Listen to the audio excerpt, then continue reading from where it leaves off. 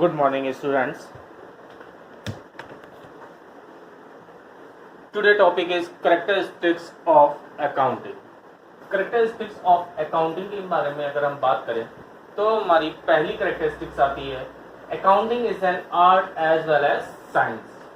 अब accounting को हम art भी कहते हैं और science भी कहते हैं. ऐसा क्यों है? या तो art होनी चाहिए थी या केवल science. हम अकाउंटिंग को आर्ट इसलिए कहते हैं कि वहाँ पे कुछ टेक्निक्स दी गई हैं जिन टेक्निक्स को यूज करके हम अपने डेटा को मेंटेन करते हैं. डेटा कौन सा होगा? Accounting data. और अकाउंटिंग डेटा में भी कौन सा डेटा लिया जाता है? जो फाइनेंशियल कैरेक्टर का हो या जिसको हम मॉनेटरी टर्म्स में एक्सप्रेस कर सकते हैं. ठीक. अब साइंस की अगर हम लोग बात कर लें तो साइंस में क्या होता है? कुछ ऑर्गेनाइज्ड नॉलेज होती है, कुछ ऑर्गेनाइज्ड नॉलेज होती है साइंस में जिसको हम बेस मान के वर्क करते हैं. ठीक. कोई सिस्टम होता है जिसपे हम काम करते हैं. ऐसे ही यहाँ पे अकाउंटिंग में भी कुछ रूल्स, रेगुलेशन, प्रोसीजर्स दिए हुए हैं जिनको हम बेस मान के अपना अकाउंटिंग डेटा मेंटेन करते हैं. हमारा नेक्स्ट टर्म आता है recording of financial transaction only. केवल हम कौन से ट्रांजेक्शन को नोट करेंगे? केवल जो फाइनेंशियल ट्रांजेक्शन होंगे. फाइनेंशियल ट्रांजेक्शन कौन से होंगे? सेल परचेज के होंगे, जो बिजनेस से रिलेटेड हो केवल. ठीक. केवल वही ट्रांजेक्शन हमारे नोट किए जाएंगे. ऐसा कोई भी ट्रांजेक्शन नोट नहीं किया जाएगा जिसको हम फाइनेंशियली एक्सप्रेस नहीं कर सकते हैं. साथ ही साथ हम वो इवेंट्स भी नोट करेंगे जो हम फाइनेंशियली होंगी. जैसे स्टॉक हमारा चोरी हो गया. ठीक. स्टॉक चोरी हुआ मीन्स हमारा लॉस हुआ. स्टॉक को हम फाइनेंशियल ट्रांजेक्शन या फाइनेंशियल इवेंट्स मान सकते हैं. हमारी फॉर्म में आग लग गई, आग लगने की वजह से नुकसान हो गया तो हम उसको भी नोट करेंगे. ओके. हमारा अब नेक्स्ट टर्म आता है recording in terms of money. अब मनी में क्या होगा? हम केवल उन्हीं ट्रांजेक्शन्स को रिकॉर्ड करेंगे जो केवल मनी में मेजर किए जा सकते हो. ऐसा कोई भी ट्रांजेक्शन रिकॉर्ड नहीं किया जाएगा जो मनी में मेजर नहीं हो सकता है. अब ऐसे कौन से ट्रांजेक्शन्स हैं जो मनी में मेजर किए जा सकते हैं? हमने गुड्स परचेज किया, मान लें 50,000 यूनिट्स हमने परचेज की. हमने क्या किया? 50,000 यूनिट्स परचेज की. ओके. जब हम परचेज करेंगे तो किसी ना किसी रेट पे परचेज करेंगे at the rate of ₹100 each. क्या कर रहे हैं हम यहाँ पे? मनी में मेजर कर रहे हैं. ठीक. अब हमारा मैनेजर इफिशिएंट,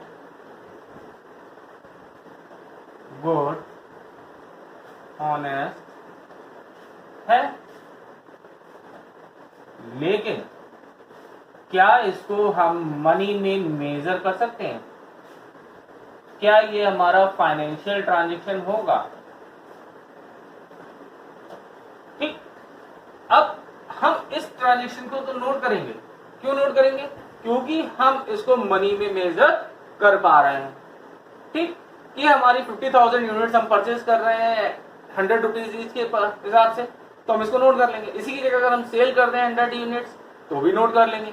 अगर हम बिजनेस के लिए कोई फर्नीचर परचेज कर रहे हैं तो वो भी हमारा फाइनेंशियल ट्रांजैक्शन है और हम उसको मनी में एक्सप्रेस कर सकते हैं कि कितने में हमने उसको परचेज किया.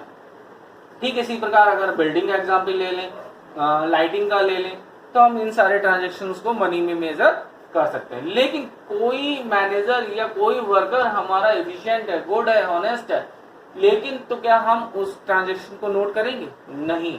वहां पे क्वालिटी नोट नहीं की जाती है, क्वांटिटी नोट की जाती है. ठीक. क्योंकि हम ना तो किसी की क्वालिटी को मनी में मेजर कर सकते हैं, ना ही वो हमारा फाइनेंशियल ट्रांजैक्शन हो सकता है. ठीक. जब हमने इन चीजों को आइडेंटिफाई कर लिया. ठीक. क्या क्या आइडेंटिफाई कर लिया? रिकॉर्डिंग ऑफ फाइनेंशियल ट्रांजैक्शंस और recording of terms of money. यानी कि फाइनेंशियल ट्रांजैक्शंस को हमने आइडेंटिफाई कर लिया कि जो हमने ट्रांजैक्शन किया वो फाइनेंशियल नेचर का है या नहीं. फिर हमने देखा कि उसको मनी में हम एक्सप्रेस कर सकते हैं या नहीं. जब हमारे ये 2 पॉइंट पूरे हो जाएंगे तब हम कौन सा थर्ड पॉइंट करेंगे, क्लासीफाई। अब हमें क्लासीफाई कैसे करना है, क्लासीफाई करने से पहले एक चीज और ध्यान रखें कि जब हम ये दोनों चीजें आइडेंटिफाई कर लेते हैं तो हम इसको कहाँ नोट करेंगे, या तो डे बुक में नोट करते हैं या फिर अपने जर्नल में। ठीक, अब क्लासीफाई हमें कैसे करना होगा, क्लासीफाई करने के लिए हम क्या करेंगे, जितने भी आइटम्स हमारे पास हैं या जितने भी ट्रांजेक्शन हमारे पास हैं उनको हम उनके नेचर के अकॉर्डिंग छांट लेंगे। जैसे फर्स्ट अप्रैल से 31 अप्रैल तक हमारे ट्रांजेक्शन हुए। अब इन ट्रांजेक्शन में बहुत सारे होंगे, परचेज का होगा, सेल होगी, सैलरी वेजेस होगी, रॉ मटेरियल का परचेज होगा, ठीक, रेंट हमने पे किया होगा, किसी को कमीशन दिया होगा, कुछ डायरेक्ट एक्सपेंसेस हो रहे होंगे। और तो क्या ये एक दिन में तो हो नहीं रहे होंगे, ये इस पूरे पीरियड के दौरान हुए होंगे। जब इस पूरे पीरियड के दौरान हुए होंगे तो हमने इनको डेट वाइज कैसे नोट करते हैं, हम इनको डेट वाइज हमने इनको नोट किया होगा, इसी को हम कहते हैं क्रोनोलॉजिकल ऑर्डर। डेट वाइज जब हमने नोट कर लिए तब हम क्या कर रहे होंगे, हम क्या करेंगे, एक एक बुक ओपन करेंगे। जैसे हमने लिख लिया परचेज अकाउंट, जब हमने परचेज अकाउंट बनाया तो हम जितने भी परचेज से रिलेटेड ट्रांजेक्शन्स होंगे उनको हम परचेज बुक में नोट करेंगे। ऐसे हम नेक्स्ट बुक ओपन करेंगे, सेल्स, वहां पे सारे सेल से रिलेटेड ट्रांजेक्शन आएंगे जो 1 अप्रैल से 31 अप्रैल तक हुए होंगे। ऐसी सैलरी को सेपरेट कर देंगे, वेजेस को कर देंगे, रॉ मटेरियल पर को कर लेंगे। ठीक, जो भी आइटम्स हमारे आ रहे होंगे सेपरेट नेम से हम उनको सेपरेट नोट कर लेंगे। ठीक, अब इसी के बाद हमको क्या करना होगा, जब हमने सारे ट्रांजेक्शन्स को सेपरेट नोट कर लिया, यानी कि हर पर्टिकुलर आइटम के लिए हमने एक सेपरेट बुक खोली, उसको हमने सेपरेटली नोट कर लिया अकॉर्डिंग टू देयर नेचर। ठीक, अब जिस नेचर के अकॉर्डिंग जहां पे हम नोट कर रहे हैं इनको, उसको हम क्या कहते हैं, लेजर बुक। क्या बोलेंगे, लेजर बुक। ठीक, अब हमारा इतना काम कंप्लीट हो गया, यानी कि अब हमने क्या कर लिया, छांट लिया हमने फाइनेंशियल ट्रांजेक्शन्स कौन से, उनको हम मनी में एक्सप्रेस कर पा रहे हैं या नहीं कर पा रहे हैं, फिर उनको हमने उनके नेचर के अकॉर्डिंग क्लासीफाई कर लिया। क्लासीफाई करने के बाद हमारा नेक्स्ट टर्म आता है समराइजिंग। समराइज कैसे किया जाता है, it is a process where all the classified transaction are presented in such a way that is understandable and useful to the management and other users. हम इनको ऐसे समराइज करेंगे कि इस डेटा को कोई भी यूज कर सके, चाहे उसको अकाउंटिंग की परफेक्ट नॉलेज हो या ना हो, लेकिन फिर भी वो इस डेटा को अपने बिहाफ पे अपनी नेसेसिटी के अनुसार यूज कर सके, जो उसको इंफॉर्मेशन चाहिए वो उससे गैदर कर सके और उस इंफॉर्मेशन के बेस पे अपना डिसीजन ले सके। ठीक, नेक्स्ट आता है हमारी कैरेक्टरिस्टिक्स इंटरप्रिटेशन। अब इंटरप्रिटेशन में हम क्या करते हैं, इंटरप्रिटेशन में हम मेन काम करते हैं एनालाइज करने का, जिसको हम बोल सकते हैं analysis. Accounting summarise the result of a company in such a way that it gives full and detailed information about the profit and financial status of a company to the bank, employee, investor or creditors। ठीक, क्या होगा, interpretation में जो हमने summarise किया उसमें हम interpretation analyse करेंगे कि अब जब हमारे बुक्स ऑफ अकाउंट्स तैयार हो गए हैं प्रॉपरली, तो वो फुल इंफॉर्मेशन दे रहे हैं। फुल इंफॉर्मेशन किसके बारे में देंगे, प्रॉफिट और लॉस के बारे में, फाइनेंशियल पोजीशन के बारे में।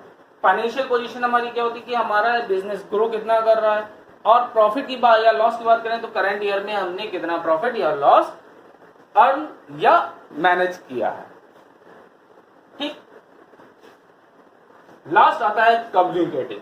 अब कम्युनिकेटिंग की यहां पे क्या जरूरत पड़ी, हमारे पास दो तरह के यूजर्स ऑफ अकाउंटिंग होते हैं, एक होते हैं इंटरनल, एक होते हैं एक्सटर्नल यूजर। इंटरनल यूजर में ऑनर आता है और एक्सटर्नल यूजर में हमारे पास इन्वेस्टर्स हैं, क्रेडिटर्स हैं, गवर्नमेंट है, पब्लिक है, रिसर्चर्स हैं, बहुत सारे यूजर्स आते हैं।